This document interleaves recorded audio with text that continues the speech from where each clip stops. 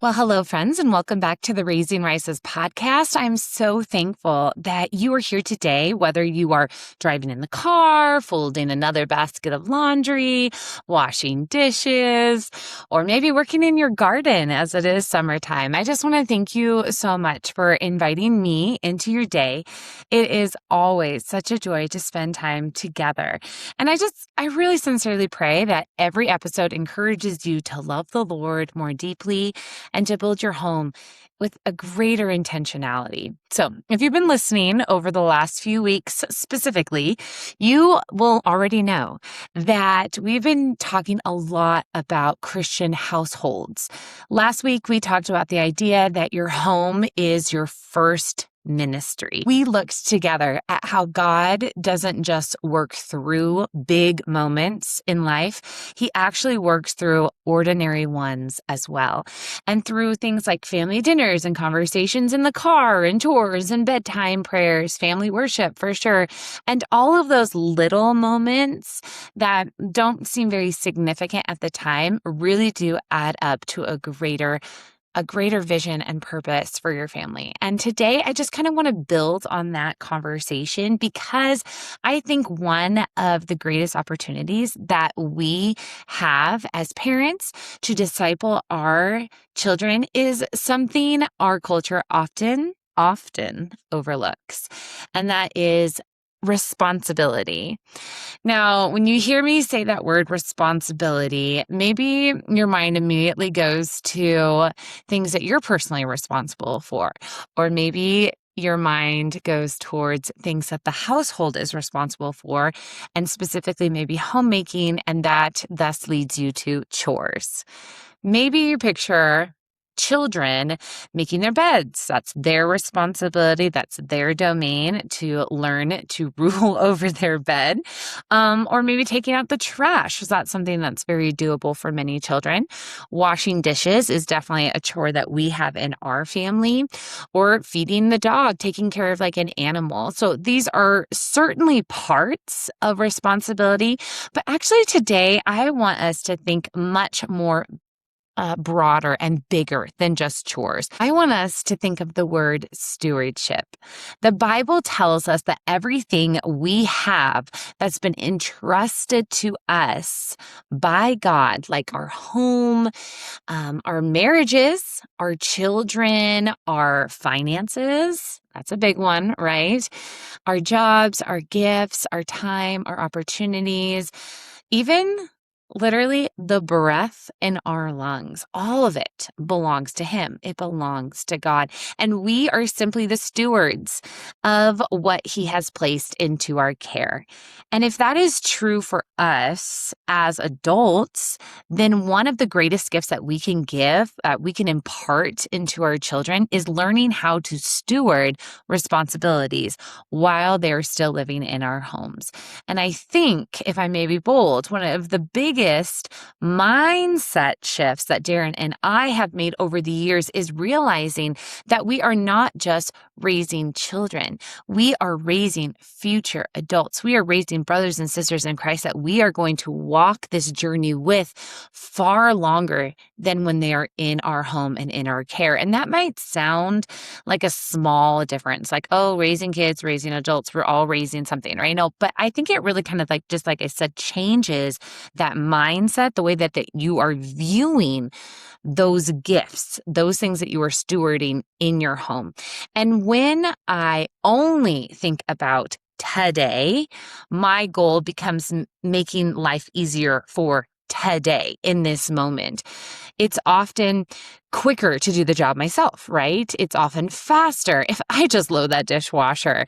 It's easier if I fold the laundry and put it where it goes. And let me tell you, it is a lot less messy if I just make the bread myself or gather the eggs myself or weed the garden myself. But then I stop, and I have to stop, right? And I have to ask myself a question, a very serious question that I would encourage you to ask yourself as well. What am I preparing my children for if I'm doing everything for them? Because one day they're going to leave my home. And one day my boys will, Lord willing, become husbands and fathers. And one day my girls, Lord willing, will become wives and mothers and homemakers. And one day they'll have jobs, they'll have responsibilities, they'll have churches to serve at, neighbors to love, and children to raise themselves, Lord willing. And that all falls under learning how to be a good steward and have good stewardship over the things that the Lord entrusts them with. So if I spend 18 years, for example, doing everything for them, I have actually prepared them for what? What have I prepared them for? Have I prepared them to go and to enter into adulthood? Have I prepared them to be successful in this next season of their lives? I don't think I have. Not if I haven't equipped them and trained them and taught them, not specifically how to do each and everything. While I do believe that is part of a role as a homemaker, as a home educator, to teach how to do the things, but also it is a heart. It is a heart of stewardship. What comes out through the chores, through the responsibilities, is the practice of that heart condition of stewardship.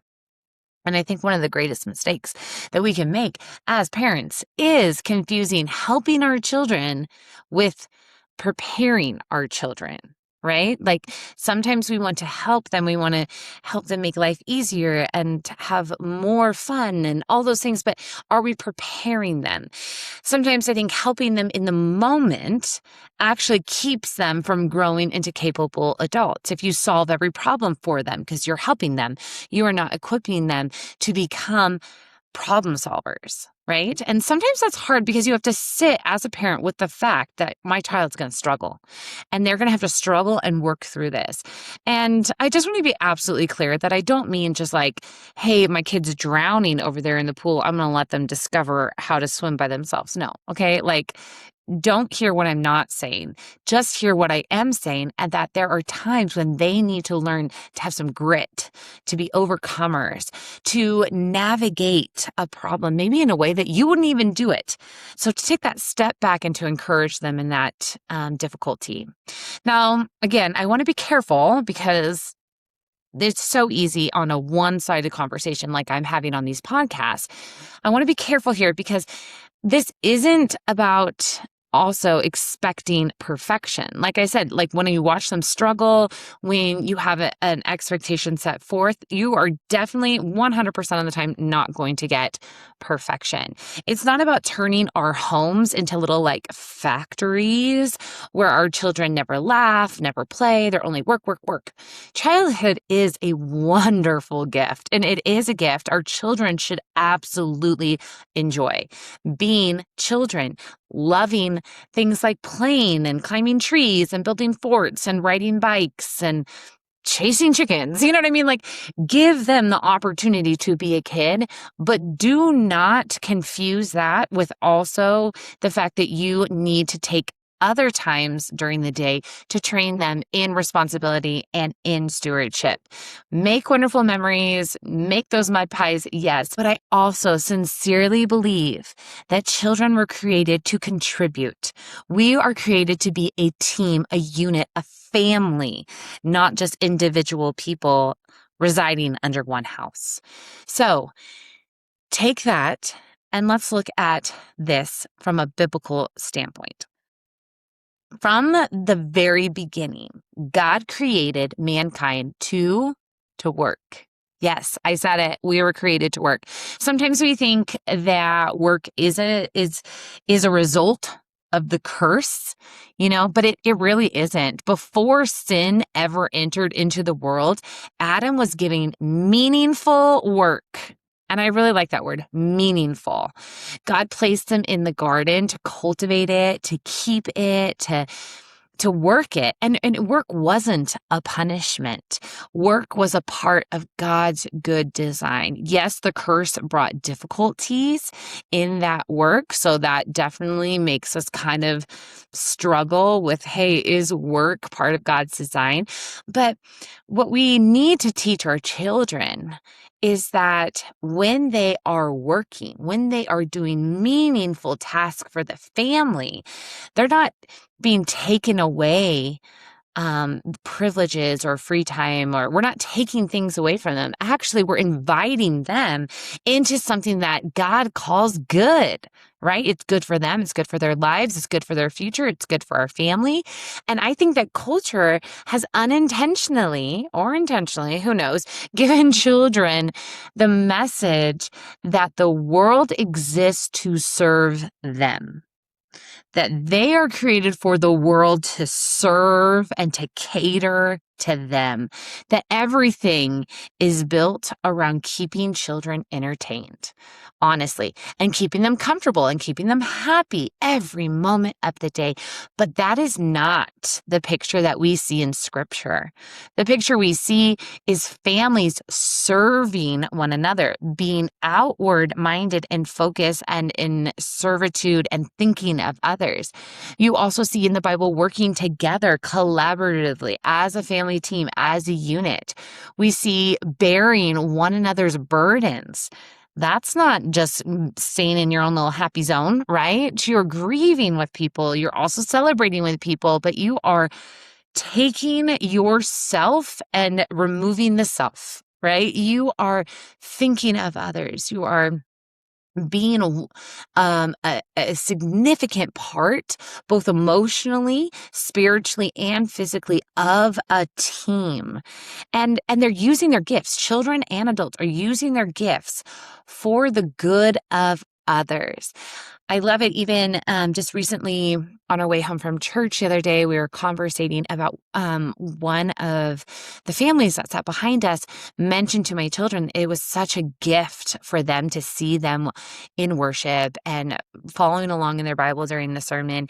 And that was just an example to me that we are blessed by others in our community, and we get the opportunity to bless those around us. And you know, it is better to give than to receive. And sometimes you don't even know you're giving if your heart is just focused on glorifying God with all of your gifts, right? And all of your intentionalities, and also in just the nuance and mundaneness of the day. And honestly, I think that one of the greatest blessings of having a larger family is being able to witness this servitude to one another, this team-like mentality, this way that we can accomplish things that I never thought we could accomplish. In fact, people often ask me, how do you get everything done? I mean, because there is a lot of mouths to feed, there's a lot of people to care for, but the answer is simple. I don't. I personally do not get everything done, but we do as a team. And if you don't know, we are a family of 10. We have 8 kids, 10, so me and my husband make 10. And we have 3 youngers, ages 3, 1, and newborn. And sometimes it does feel like they haven't quite grasped the team mentality, and they don't serve or they don't add a lot. Like if you were just looking on it from an outside perspective. But it's so sweet because when my older kids are gone, or maybe my younger kids are taking a nap or something, they miss them. They miss that teammate. And my 3-year-old, she goes out and does the chores with the kids. And of course, she slows them down. But it's so fun. They enjoy being with her and doing things with her. And the laughter and the cuddles and all the things that come with those younger children to my older children. It's I mean, like, you would think the weakest link is like holding them back, but it's actually giving them like purpose and confidence and intentionality in serving them. And I just can't wait to see that transform into their adult lives. And so I just want to encourage you that even if you have young kids or if you have young and old and you're like, well, they don't really play a very like crucial role in our family. They do play a crucial role. And if I didn't have that mindset of like, these younger kids are part of our team, even if they're young, then now, like fast forward 10 years, they wouldn't be part of our team. They would still view themselves as a nuisance, as the weakest link, like I said. They would view themselves the way that I view them. Right? Like I am being their inner voice. But instead of them being viewed as not a contributor, not a part of the team, just a child, I viewed them and I communicated to them how important they were to our team, and they rose to that challenge. And now, if you were to come over to my house and you were to see how my 5 olders operate, you, I think, would be shocked. And I say this not to toot my own horn. Oh, goodness, never would I do that. But I say this because this is the response that I get from people, that they see the responsibility of my older kids. They see the capabilities, and they see how honestly we're able to get more done as a family because we were able to view them as part of the team. And, the goal isn't just trying to accomplish more, although that is a blessing, but something that we want to focus on is trying to build something greater, like a greater purpose than just like a clean house or a productive farm. We are trying to build a household, a group of people, a team where every member understands that they have value and that they are contributing. They are a pivotal part of our team. And that changes the atmosphere of the home. Instead of asking like, who's going to serve me today? Our children begin asking questions like, well, how can I serve the family? And granted, they're not going to say it in those exact words, and they're children, so they still have moments of like, but I remember just a few days ago, not a few days ago, like a few weeks ago, my son was sick. My oldest son, he is 11, and he was sick, and he saw that the team was doing some of the responsibilities that he does, like driving the tractor or doing the water irrigation or things like that. And he told me this, and I like was totally shocked and awe when he said it.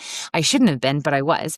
And he said, I just feel bad I'm not helping the family. Like, and I was like, thinking to myself, you're sick. Like, of course, it's fine. Just lay down. Like, get better. Here's some like tea and some crackers. What do you need? Like I'm here to serve you.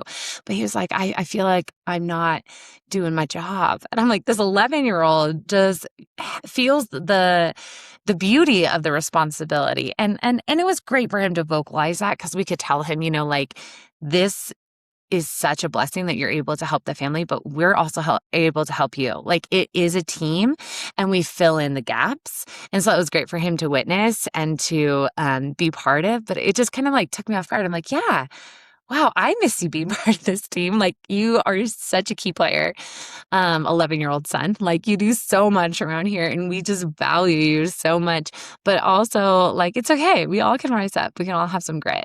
So friends, I just want to like communicate that what I'm talking about here is truly a mindset, because the mindset, if you can start it early, then transitions as they get older to embracing that responsibility even more. And isn't that exactly what Jesus modeled for us? Like, he came here not to be served, but to serve. If our greatest desire is for our children to become more like Christ, then we shouldn't be surprised that one of the primary ways they learn is through serving others, whether that's helping make dinner, sweeping the porch, folding towels, like we do caring for animals on our farm. That's a huge responsibility for us. Or, like even sweet things like reading to younger children or like their siblings, every act of service that they do becomes an opportunity to teach them that real joy isn't found in being waited on. Real joy is found in faithfully serving the people that God has placed around us. And in a family unit, that is our siblings, that is our from the parents to the children or the children to the parents. Like we get to practice with those around us. And I think that's where stewardship really begins. So, as I've thought about this over the years, I've realized that one of the greatest blessings that Darren and I have been able to give our children isn't a perfectly clean house or a perfectly organized schedule. It is the opportunity to become genuinely needed members of a family team. And I don't ever want my children to grow up feeling like they simply just lived in our home, like they were just part of, you know, that this was like a hotel, you know? I want them to know without a shadow of a doubt that they helped build our home. And I think there's a difference. Like when someone is simply living in a house, they are consuming, right? They are taking. When someone is part of a household, they are contributing, they are giving, they are serving, they are thinking of others. Now, that contribution looks very different depending on age. We talked about briefly a moment ago. Obviously, we don't expect our 3-year-old to do what our 12-year-old does, and we don't expect our 12-year-old to carry the same responsibilities as Darren or I. Responsibilities grow as the children grow. It matures over time. But that also means that we don't neglect giving our 3-year-old the value that she is part of this family, an integral part of this family. And we also give her responsibilities at her age appropriateness. So when our children are little, maybe the responsibility is simply like putting their shoes away or carrying their plate to the sink. They definitely help set the table or pick up toys before bedtime. Those are all responsibilities that are completely age appropriate and that can be done effectively and efficiently. But as they grow, those responsibilities naturally increase. They begin to help fold laundry, help prepare meals, gather eggs so that we can trust them without breaking them, watering the garden, even watching younger siblings for a few minutes while mom finishes something. Learning how to use the things that we have, the tools that we have in our house, maybe in the kitchen or in the farm, they can learn how to use those safely as they grow in maturity and responsibility. They also are given more freedom, more tasks, and more weight that they carry in that responsibility realm. So we don't neglect them helping with projects around the property when they're younger, but then as they get older, we actually can give them the role of leadership or management over those projects. So by the time that they're teenagers, they should be able to carry a significant weight of responsibility because they've spent years growing into one one of maturity and one of leadership through those small steps at a time. And I think sometimes we underestimate what children are capable of. Actually, I think we do that quite often. Have you ever noticed that children almost always rise to the level of expectations that we lovingly place before them? If we continually communicate, you're too little, you can't do that, I'll just do it, move out of the way, then they begin believing that they are incapable, that they are unable to do the things that are set before them. But if we patiently teach them, we encourage them, we allow them to practice, something amazing begins to happen. Their confidence grows and their capability then grows. And guess what? Their character grows as well. And one of my favorite things to do is to watch while one of our children is younger and learns a new skill. At first, they need a lot of help every step of the way. They need reminders, they need modeling, they need, hand holding. But And honestly, guys, also they ask like a million questions too, so just be ready. But it takes twice as long in those years. And sometimes that makes it difficult for you to actually release the reins and let them learn and let them go. Sometimes it's messy, right? We know this. Sometimes I have to resist that temptation to step in and fix everything, probably more than not. But then after a few weeks, and you can even see it in that short time span. After a few weeks, they can begin doing it on their own or with more proficiency than before. And a few months later, right, then they might be even teaching their young sibling, like my 3-year-old's trying to teach my 1-year-old how to do things. And I just think it's so endearing and cute and like totally a picture of what we're doing here in our home. And I think that I think to myself, I'm just so glad now looking at my like 12, 11, 10-year-old, etc. I am so glad that I didn't just ignore the process, right? I'm so glad because the goal was never simply just to get the task done, although sometimes that has to be the goal. But the majority of the time, the goal is to raise the person. Like we're raising a capable person. Yes, is it lovely if you have a clean sink of dishes? Yeah, absolutely. But that can't be the only goal, right? You know what I mean? Like, or else just hire a maid. And so I think that this is where we as parents have to be willing to think in the long term. I think our culture loves the shortcuts. We are the microwave culture, right? We want efficiency and we want speed and we want immediate results. Don't get me wrong, I fall into that trap all the time. But parenting doesn't work that way. And if you've been a parent for like 0.0 seconds, you see that, right? Discipleship doesn't work that way. Character building, teaching about Christ, all those things don't happen in 0.0 seconds. Character isn't formed overnight. It's formed through repetition, practicing, modeling, teaching over and over, and through patiently doing ordinary things like putting your shoes away, like carrying the dishes to the sink, ordinary things over and over again. And one of the verses that I come back to often is Luke 16:10. And it's where Jesus says, "One who is faithful in a little is also faithful in much." And I think if we take a moment to think about that, Jesus doesn't say that someone who is talented in little things will be trusted with very much. He doesn't say someone who is intelligent and will be trusted with much. He says someone who is faithful. Faithful in the little things. Faithfulness is what God is looking for in our lives, in our homemaking, in our motherhood, in our marriage.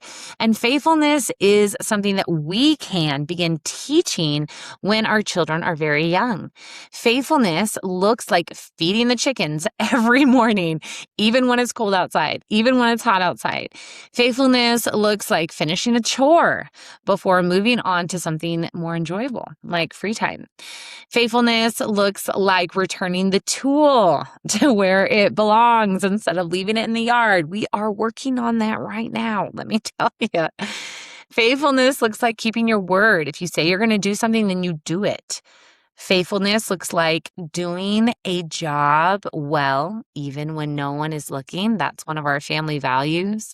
Those little moments are preparing our children for much greater responsibilities later in life. I also think it is important that our children understand why they're helping. Just like adults, we like to know the why. And just like on this podcast, I'm working diligently to be better at connecting the practicality or the ideas and tips and tricks and all those things, and connecting the application to the theological reason, the God-given why, because then that gives us purpose. And in our home, the regular chores are not punishments. They are not something that we assign because we are angry at them. They are simply part of belonging to a family. Every family member contributes because every family member is loved. And I think that's an important distinction. Sometimes children can begin feeling like they are employees instead of sons and daughters. And that is absolutely not what we're after. We're not trying to create workers. here is going to be like, you're going to think you're crazy, Marissa, but I'm going to tell you, we're trying to cultivate servants, not slaves. Hear me. I'm not saying slaves, servants. And there's a difference. And I want to kind of like piecemeal this out a little bit for you. A worker asks, what's the minimum I have to do to get my job done, right? But a servant asks, how can I bless someone today? And that's the heart we're trying to develop. Sometimes that means I intentionally point out opportunities instead of assigning them. And I want to make sure, like when we're doing like family worship, that we point out that we are to be a servant of the Lord, of our master. So I'll say something like this. Does anyone notice something that would bless our family right now? And almost immediately someone notices something in the room that would serve our family. Like maybe the dishwasher needs to be emptied, maybe the garbage, maybe someone needs to help pick up a few toys, or the shoes by the door, those types of things. And what I'm trying to cultivate is initiative, is to see the problem and to fix the problem. Because someday I won't be there to tell them every single thing that needs to be done. And I want them to become the kind of adults who naturally look for ways to serve wherever God has placed them, whether that's in their home or their workplace or their church or their community. That's the kind of stewardship that I hope that we're building. And friends, I truly believe that kind of training begins long before our children ever leave our home. So this was quite the introduction to how we are approaching stewardship in discipleship in our home through responsibilities, through a heart and a mindset of learning to serve others instead of be served. And this is going to be part one of a two-part series, a two-part podcast where we kind of just like dive into more of the nuances that come with chores and responsibilities and those types of things. So if you enjoyed today's topic, I would highly encourage you to make sure to listen in to next week's podcast as we go further and deeper. So thanks so much, and I can't wait to see you guys next week.